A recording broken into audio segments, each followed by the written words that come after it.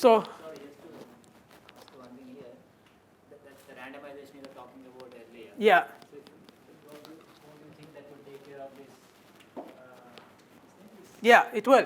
It's great question. Good. I'm glad that you picked up. So this is a matter of kind of a little bit of an art more than a science. So here, my biggest concern is if I want to use reaction time as a process measure and measure reaction time, are there more benefits by doing between subjects or within subjects? The advantage of doing between subjects is that, well, it could be possibly more realistic, and I could avoid any kind of people becoming aware of hypothesis guessing. Sometimes if the same person sees both, they might try to get some hang of what the experimenter is really looking at. So I would avoid that counterfact by having that possibility by having, let's say, 20 different products, and I'll completely randomize the order. So they'll see this A and then see this 5, 6 other products, then they'll see this. So they'll not be able to see and compare these two prices and do hypothesis guessing. Okay? The advantage I'm looking for here is that I want to really find some effect on reaction time, and I want to show the effect is mediated by reaction time. So when I do a within subject design, it allows me to capture the reaction time effect in a statistically significant way and show mediation. So I'm making a trade-off between hypothesis guessing and my ability to actually show the effect manifests on reaction time. Does that make sense? So sometimes and usually, I'm sure that people who have taken an experimental design class would have studied the difference between within subject designs and between subject design. So generally, in most conditions, we try to go for between subject designs. But there might be situations where we'll say the effects, the advantages of the within subject design is more important, and we care for more. So this was one of those cases where we relied on a within subject design. So what did you do? So basically what we did is we gave them like pairs of numbers, like I think around 24 different pairs. 12 of them were round, and 12 of them were round smaller, and the other were round higher. So suppose we gave them, let's say, one pair 3 and 2, and the other pair would be 3.15 and 2.13 or 2.14, and this one would be 3.15 and 2.16. Okay, so the difference here is 1. What is the difference here? 0.99. What is the difference here? 1.01, right? So this is easy. This should be easy. This is difficult, but difficult slightly low. This is difficult, difficult slightly high. And we gave them like 24 different pairs, groups of these such numbers. And across, what we find is that when the numbers are easy to process, then people judge it to be higher. So 1 is judged to be bigger than 1.01, right? So we show it could be a bias. And this is the reaction time data, and we find this is easier to process. And when we do a mediation model, we find that the effect of processing difficulty on evaluation is mediated by reaction time. So we can show it's caused by reaction time, right? I'm going to ask, how are we doing on time? We have to end at 3, right? I'm going to ask one really difficult question and see how far you guys can take this. So now we've established with this experiment that processing fluency can influence judgments of price difference, right? This is cool. But that still doesn't tease out the two different explanations. One is that it could be that fluency is affectively valence, that if it is easy, I like it. This is difficult, so I don't like it, right? So fluency, I like. This fluency, I don't like.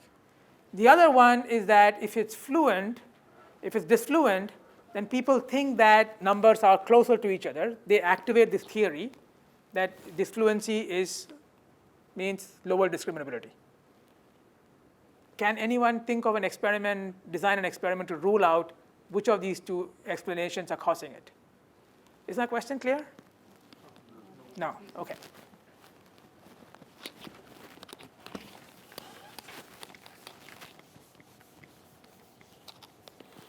So now we are talking about like testing different theories, right? So theory testing. So in this context, there are two different theories. One is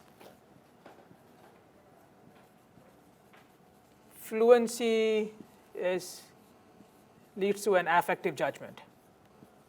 This means if it's easy, then you like it. And that's the explanation for usually for all kind of repetitions. Like if you see it again, you like it. So if it's easier to process, then your brain kind of thinks it's good, you like it more. The other one, that is theory 1. Theory 2 is fluency undergoes a heuristic misattribution. Okay, now this is a very complex term. But what it means is the following. It means that if you have an expectation violation, if something is more difficult to process, your brain tries to resolve that, and it relies on some kind of a naive theory or some kind of a heuristic to interpret and explain that difficulty, right? And the difficulty here, the heuristic here is that if it is difficult, then numbers must be closer.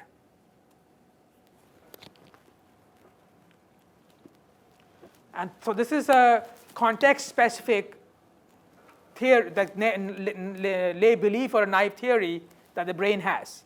It's got nothing to do with the fact that you like fluency. It's not that you like fluency. It's because you think that this fluency means the numbers are close, fluency means numbers are far apart. Here you like fluency, and you like fluency, therefore you say discounts are more positive.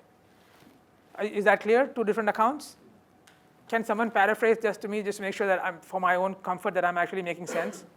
Who can paraphrase these 2 theories to me? What are those 2 theories? Diptiman? So the effective theory would be that when processing is more fluent, it's easier to process, easier to subtract. I like it, and therefore tend to think that the discounts are higher because it is easier for me. I like it. Liking translates it to higher discount. More favorable evaluation. Yeah. More favorable evaluation. Yeah. And what's the second theory? When processing is more difficult, there is a heuristic which my mind tends to turn to, and the heuristic is this, that more difficult to process is equal to numbers are closer. Yeah. Wonderful. Give me a high five. Thank you. Awesome. Okay, so now you know 2 different theories. And now here's the challenging question. How can you design an experiment to tease apart these 2 theories?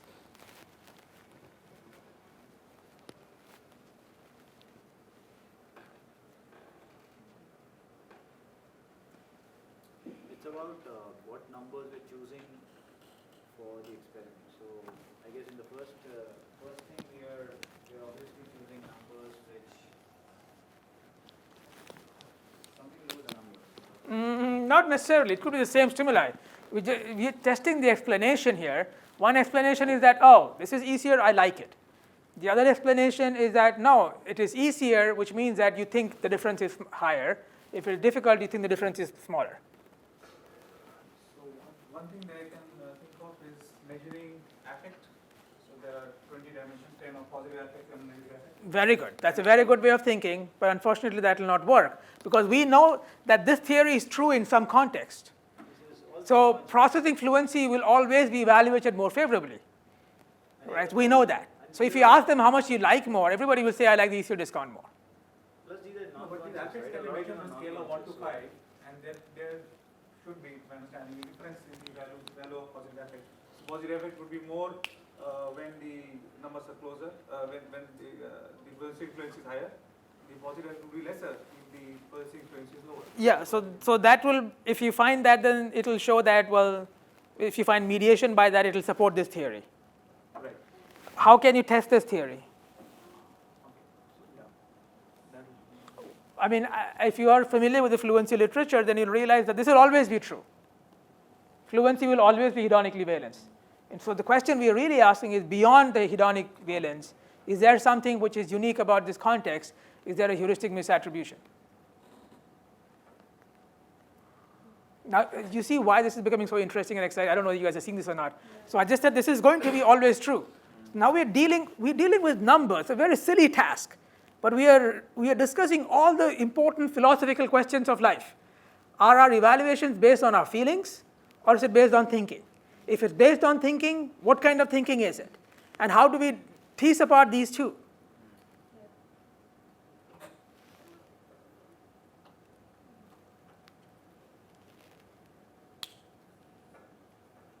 Okay, I told you, I warned you it's a difficult question.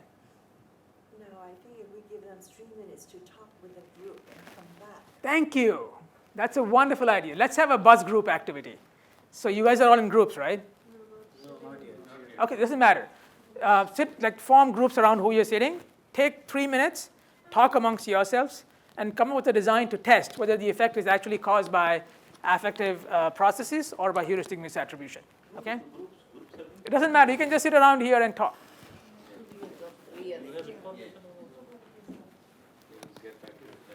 Yeah, in the interest of time, let's just do it now. That's a good idea.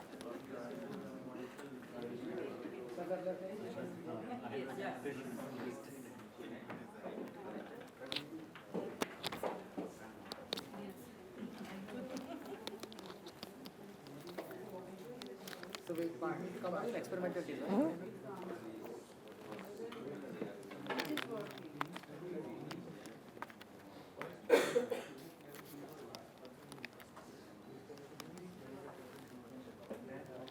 Did you give them readings? Not on this one.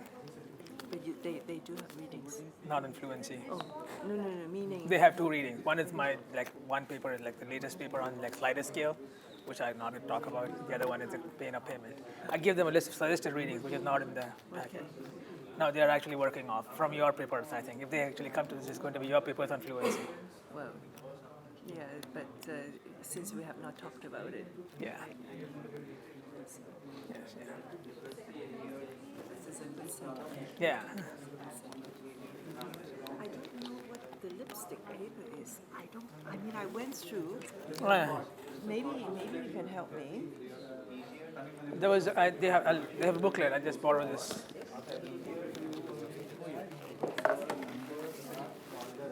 It should be in here. I mean, these are my readings. None of them actually.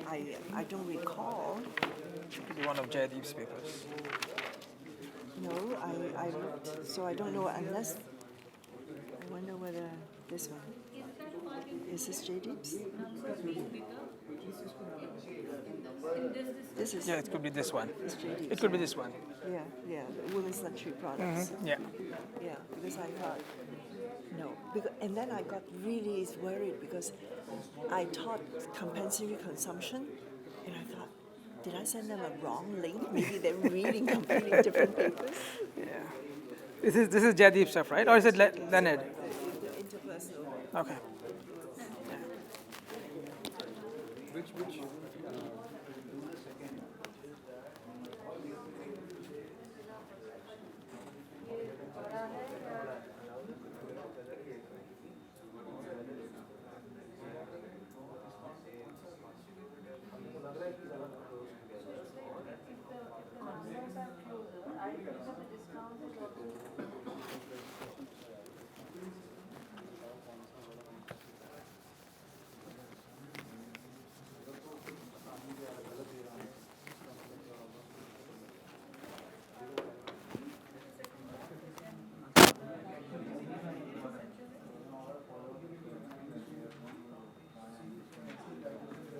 Read any papers by Christina Durante? She's the evolutionary psychologist. It's actually really interesting. I mean, she collects data based on women's ovulation cycle. Yeah. And I mean, even though women actually are independent, this inherent competitiveness with other women actually came through. What is really interesting was their behavior is not influenced by whether there are attractive males in the room, in the environment, but whether there are attractive females. Oh, I see. It's more competitive. Very competitive, yeah. Yeah. Yeah, I have read. I mean, I don't recall anyone. I read more of Vlad's work, Yeah. but that's more about the life stage theory. The low, yeah. So when you were born, When or you're- grew up in low Yeah. income, huh? But I think people have questioned whether those Yeah. stuff really replicate or not. Yeah. Yeah. I mean, I think evolutionary stuff is good, but it's very difficult. It is.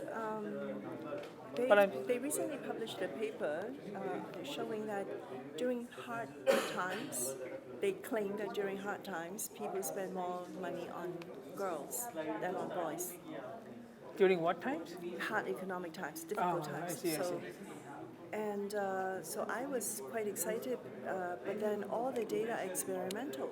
But that doesn't actually have much external validity because, I mean, so I actually try to look for data that will, are you aware of any data, sales data that separate out girls clothing and boys clothing? There is children's clothing, but they don't separate it out by gender. Yeah, I think you'll have to probably ask for some primary sources. Yeah. To I look mean, at I that. was just looking at relying on the government. But experiments would be okay. I mean, they're fine, right? I mean, the experiments, as long as the experiments are validly done, it should be fine. Well, it's hard to simulate a difficult economic time, right? And then it is. But haven't people done that? I mean, that's you I can. mean, I think it was a JCR paper. Yeah. But to really get the economists excited, Yeah, you really need archival data to back it up. That's what I'm thinking. Because the economists or the P&T committee are just going to poo-poo such work. Yeah. It's a different That's their issue. that's their problem. Yes.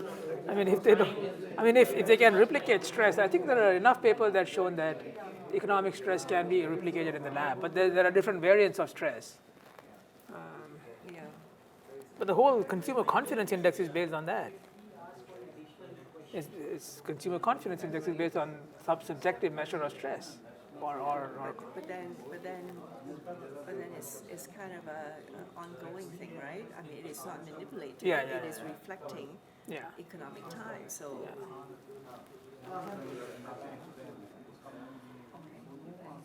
Yeah, I'm running. We have till 3, right? Yes, I'm sure they're flexible.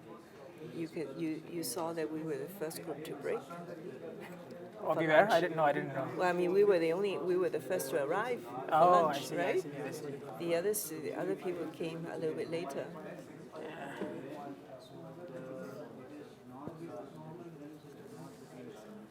I hope I'm not boring them. No, I think they are very engaged. Yeah.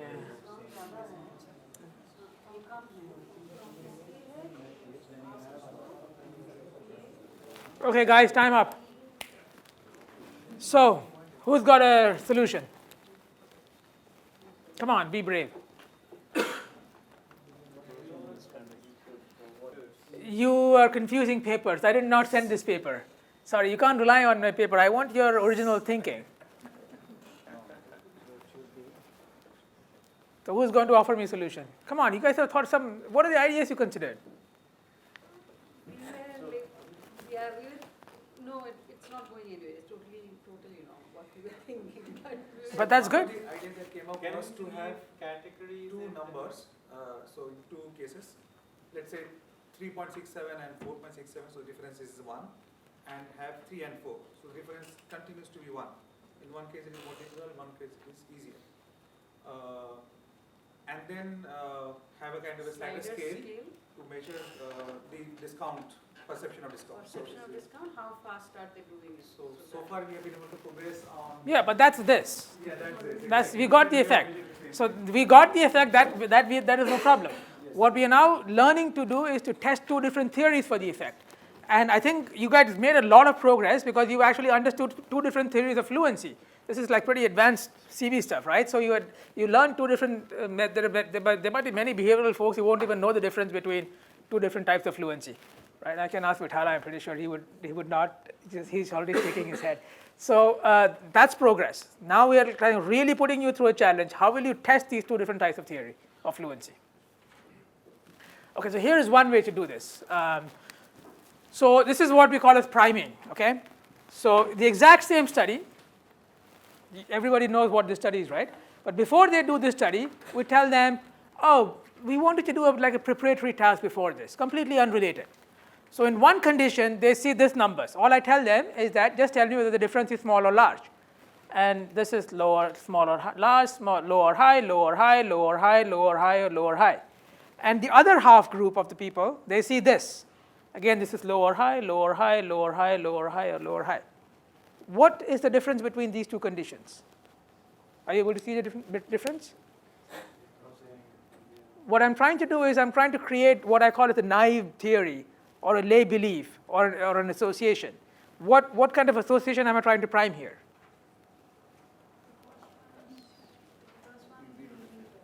Difficult to differentiate and easy to differentiate on the right side. No, there is difficult here and there is difficult here. The difficulty in both, these two numbers are more difficult, right? They appear to be easier, right? Sorry, Paramita, go ahead. Like, first you do the easier. These are all random. These are all randomly processed. All these are randomly given, yeah. So what I understand is that we can categorize like a 2x2 matrix. One like on the rows you can have the numbers are close to each other, or the numbers are not close to each other, and the columns you can have when it's easy to calculate the difference. It's complex. Yes. So you can categorize all of these into those 4 cells. But these are only two conditions. This is condition 1. This is condition 2. So you're right that there are two constructs. One is ease of processing. The other is magnitude. So what kind of relationships are being primed in these two conditions? So the difference is more, or the discount is higher when it is difficult to process in this condition 1, and it's the exact opposite in condition 2. Exactly. So here we are priming the rule that difficult is larger, right? Here we are priming the rule that processing difficulty is associated with smaller magnitude. So people come into the lab, they do this, they have no idea why they are doing this, and then they go and do this experiment, right? So if we find that this effect is because people think that difficulty is smaller, then when I prime the opposite, put that opposite association or opposite lay belief in their mind, the effect would go away, right? Right? I can see a couple of you nodding. I can see Deeptiman is looking at me with like a puzzled look. So what we're trying to do is so the idea of the fluency theory is that you have this subjective experience. Your reaction time, this is why it's so beautiful. We can measure these things. The reaction time goes up by 500 milliseconds. People don't even know. But we can see that those 0.5 seconds matter, and it affects the judgment significantly, right? The question is, why does it affect? And we are trying to say that the metacognitive part of the brain is trying to make sense of that 500 milliseconds and say that, oh, it's difficult, so usually if it's difficult, the numbers are close, and if it's easy, the numbers are far away. If this is the process, if this is the theory, then I should be able to switch that theory in an experiment. So I create a different lay belief in their mind. So now when it is difficult to process, people who are they see this and say, oh, this is small, this is small, this is small, this is large, this is large, this is large. Now the brain automatically encodes that all difficult numbers were farther apart, all easy numbers were close. This is opposite to the lay belief that they have. They are coming to the lab with. And this overrides their intuitive belief, and the effect completely goes away, right? And therefore, we established that, okay, it is actually caused by usually the belief that smaller numbers are difficult, lower differences are difficult to process. That's why this is causing it. When I turn that off, that association off in their brain, the effect completely goes away. Okay, so that's a theory-driven moderation. I'm moderating the effect is going away, but the moderator is coming from my theory that if this is a misattribution, heuristic misattribution of processing difficulty. But isn't that a bit of a leap, saying that the intuitive belief is going to go away because of this priming effect? It is, yes, it is a bit of a test of faith, but it did go away, right? And so we found the evidence. If it had not gone away, then would have been said, oh, yes, maybe the priming did not work. So this is, so this data does work. And one of the most beautiful things about this experiment that I like is that, so you guys talked about within and between subject design, right? This is all within subject design. The beauty of this is that you can take this and run anywhere. If I give you this stimulus and you run this in India here, most of you will show this effect because it is all within subjects, so it's very robust. And so when you have these kind of robust experimental paradigms, even subtle interventions can moderate it. Okay, so I think we have 5 minutes left, and I know I had assigned another paper, but I'm not going to go over it. I've given the paper, you can read that. It's about basically what happens when you use text box versus slider scales. I'll introduce the research question to you, but I'll not give you the answer. I'll ask you guys to go and read the paper, okay? But here's the question. It's a very interesting question. This paper just got accepted, so I thought I'll take you through the whole process, but we don't have time for that. But I'll just show you what the research question is. So this process started when somebody came into my office and said, have you seen that Priceline uses different response formats depending on different web interfaces? I said, no. I said, okay, go to the web. So he said, okay, do you know what they use on the web page? So I know. So Priceline is an intermediary where you can bid on rooms. So if you go to New York City, and if the rack rate of a room is $450, if you can go to Priceline and say, well, I don't want to pay $450, how about if I pay $400 or $350? And sometimes you might be able to get it. So it's a bidding web page for hotels, pretty much like eBay and other kind of auction web pages. So if you go to the web page, this is what, if you go to Priceline web page, this is what you find. You indicate your hotel room you want, like in New York City, this particular area, and you have to enter the text here. Now, if you download their app, then they have this. You have a slider scale. You move the slider scale. Why is that? Because usually I think people don't find it easy to enter numbers on the slider scale. So managers might be thinking that, oh, slider scale, you can't pull up the keyboard and enter everything, so let's give them a slider scale on the web. Now, the assumption here is that these two response formats are identical. And the question is, are they identical, right? So that is a research question. But by now, you kind of got used to the process. That's only step one. Step two is why. If they are going to be different, why are they going to be different? What is the theory that makes them different? And come up with various theories and design experiments to test those various theories, right? Okay, so that's the paper. You already have the paper in your packet. You can read that. I think I have 5 minutes. Unfortunately, I would have loved to stay here with you guys in the afternoon and go over the sessions, but Angela has agreed to do that. That's great. What I'd like to do here is wrap up and ask you, do you have any questions for me at this point in time, or reflections or comments to share about behavioral pricing or the stuff that we've done? When doing experiments, when it comes to theory, first you think about the phenomenon first, and then Well, you find the very good. Now this is the kind of discussion that's fun discussion. No, not always. That's the kind of work that I do. So in the behavioral stuff, there are like 12 years ago when I graduated from business school, people used to be slotted either in information processing area or as a judgment and decision-making guy. And I think people find it difficult to slot me in either of those two. The difference between these two is the JDM people work on like interesting phenomena, and they don't care much about, at least that's the theory, they don't care much about mediation moderation. And I'm going to let you in on a kind of a gossip within the academia is that, so Danny Kahneman was not a part of this group. Danny Kahneman, the Nobel laureate, like when I was in school, he did not win Nobel Prize. And everybody said, Danny Kahneman, no theory, like just interesting effects, no theory. Like he's not a theoretical guy. Of course, he won Nobel Prize, and nobody will say anything against him now. But that was the group, which was a JDM group, which was interested in like phenomena, real phenomena, but didn't care much about mediation, moderation, theory, and all of that. Information processing people, on the other hand, was always about theory. So they would like, okay, so what exactly is the mechanism, and how do we test this mechanism, etc. In marketing, so there are people who do both. There are many of my colleagues who are all about theory, and they couldn't care anything about phenomena. And there are many people who just care about phenomena.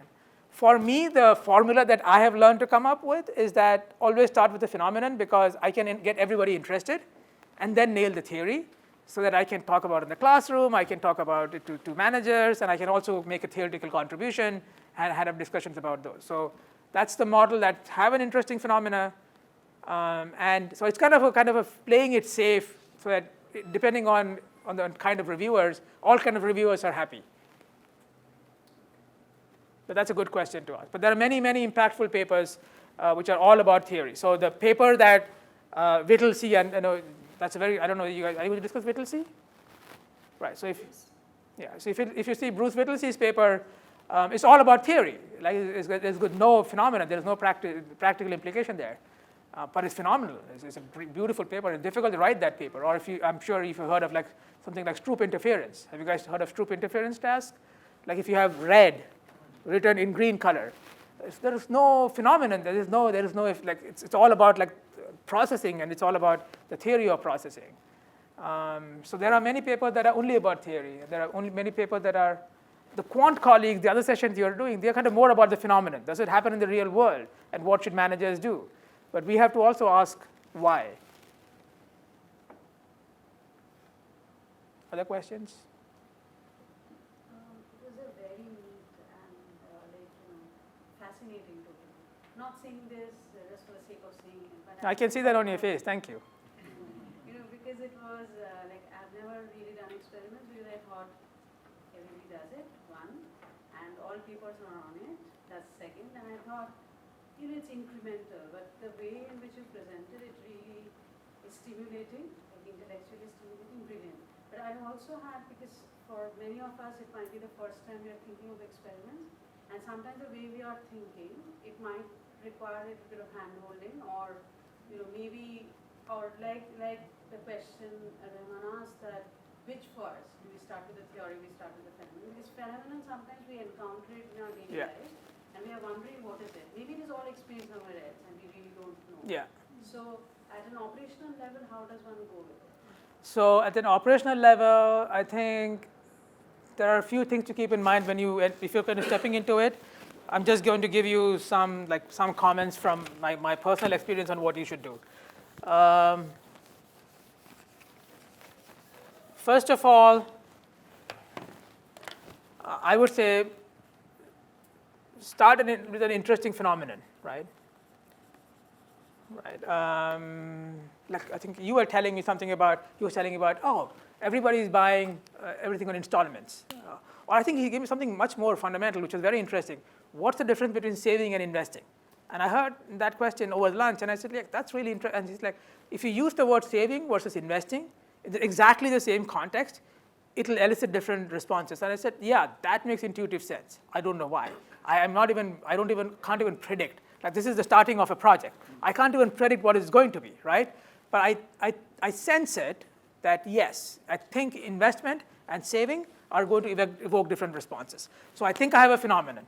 So the second thing is now I'm going to go to Google Scholar, right? Everybody uses Google Scholar here, right? So the first thing to do is go to Google Scholar and search for all related terms and look at the literature. So the second step is lit review. And don't ever say that this has not been done. It has always been done, because if you're finding something that has never been done, I think you're on the wrong track. Because I'm not saying it very facetiously. I'm saying this because human behavior, we have to learn to distill it down to some fundamental underlying principles. So somebody else would have looked at it in very different context. So it would have been there. So there should be something that you should be able to relate to. If you're not able to relate to something, then you're on the wrong track. So that is step 2. And then step 3 is, okay, so now I think I know something about saving and investing. I have a hypothesis. I think it could connect to this literature or this literature or this literature. And at that point in time, you become empirical. You can't play God. I tried to kind of pretend as if I knew all the things that I knew before going in. No, many of these are post-hoc.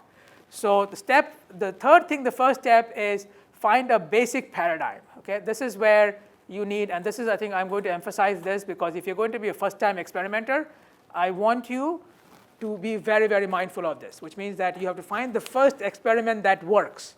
It is not easy. You might have to run 9 experiments before the 10th experiment works. This is not to say that only 1 in 10 experiments work. This is to say that calibration is important. So if you want to study investment versus savings, you have to study, okay, in what context, what experimental situation. But once you find the basic paradigm that works, it should always work. Okay? That does not mean that you run 10 experiments, 1 of the 10 experiments work, you report that. That's not what I'm trying to say. If the 10th experiment works, you should make sure it works again and again and again. So you've got a basic paradigm that works. And this is going to take a long time. For me, this is the one that takes the most time. Once it works, once you have a literature, then your task is easy. Now you say, okay, so what if I do this moderator? What if I measure this mediator? What if I do that? Does this turn off the thing? Does this turn off on the thing? So those are the steps. So next steps, you find moderators and mediators, and then you are ready to write the paper. Right. Where does explanation come? Explanation comes from each moderator and mediator. So when you start understanding, oh, this moderates, this does not moderate. or this mediate, this does not mediate. Now you say, It's even before moderator and mediator, because we are sort of testing certain theories using moderators. yeah, so you have certain hypotheses going in here, but in most cases, I have to always had to revise my hypothesis. I go in thinking that the way you read the paper is not the way I first think about the paper. The way I have multiple hypotheses, and oftentimes I realize I'm going the wrong way, and the empirical data tells me, oh, this is not the moderator, this is not the mediator. Then I have to go back and completely revise my theory and change my track. Right? But by the time you come to like the end of the paper, like end of the project, then you are kind of sure. You have a basic paradigm, you know 2 or 3 moderators that work, then you are in a much better position to make predictions. The reason I'm making very strong predictions about all these contexts is because I've run like numerous experiments on this. I know what works, what doesn't work, and therefore now I have this confidence to predict, okay, this will work, or this will not work. You're not going to start off like that. So if somebody tells you that's the way to start off, that person is lying to you. You always start off with a lot of uncertainty and some intuition that this will work versus this will not work. But by the time you finish the project, you will feel very confident that if you do this, this will work. So where do you address the theory? Number 2 as part of lit review? Or? Yeah, so you have some hypothesis here, hypothesis generation, and then when you look at the moderators and the mediators and the processes, that's when you validate your theory. So when you said that you sometimes adjust your hypothesis? All that when you look at various moderators, etc., right? So if you go and look at this paper, I'll give you this a very quick hint here. When I started this paper, I could bet my salary that we had this thing called explanation called that. So basically, we find that if you use a slider scale, people bid higher. If you enter the number in the text box, people bid lower. And what was the explanation? I thought it was something called response momentum. If you're bidding, you just go to slide. It's like you slide more. And I was like, for more than a year, I was convinced it's response momentum. But then there was one clinching evidence experiment that we ran, which actually was suggested by my co-author, which showed it is not response momentum. So what we did is we created a scale, but one that did not slide. It had like small points very close to each other, and you had to find that you had to pick the point using your mouse or your finger. So there was no sliding motion. We found that even on that scale, in which there is no sliding motion, people bid more. And we realized that it cannot be response momentum. It's caused by something else. So then we had to find the real reason that is causing it, right? So you will test various accounts, and then you will rule out some accounts. And then finally, you will end up with the account that you think works the best. Good? Awesome. So that brings me to the end of the session. Unfortunately, I have to go. I really enjoyed working with you guys. I'm available on email. Send me an email. And you have to really take advantage of Angela. Yeah, I'll write down my. If you Google search my name, Manoj Thomas Cornell, you'll find my webpage. It's on your first slide. It's on my first slide too. Yes. Slides have been already shared. So Yeah. And she's such a valuable resource. So almost all of my work on numerical cognition, I started with one paper that she wrote in 1999, right? Monroe and Lee, 1999. And you look at all my papers. I have probably referenced all those things. So it was my recent JMR paper. You talked about implicit memory and explicit memory. It was an idea which she talked about in that paper. I worked on for 10 years to operationalize it, and finally it got operationalized and it worked. So if you should take advantage of her, and I feel kind of jealous of you guys that you're getting to work with her in the next couple of days. And Jaideep is also a very awesome resource. He's coming today. So you've got very talented people working with you guys, and I'm very pleased with the kind of questions you're asking and the engagement that you guys have. So I wish you all the best. Stay in touch. Thank you. thank you. Thanks. On behalf of JGU, I request Professor Ravi to felicitate Professor Manoj. Oh, wow. So this is our JGU, Jindal University's call. Thank you. Oh, my God. Thank you. It has your name. Oh, my God.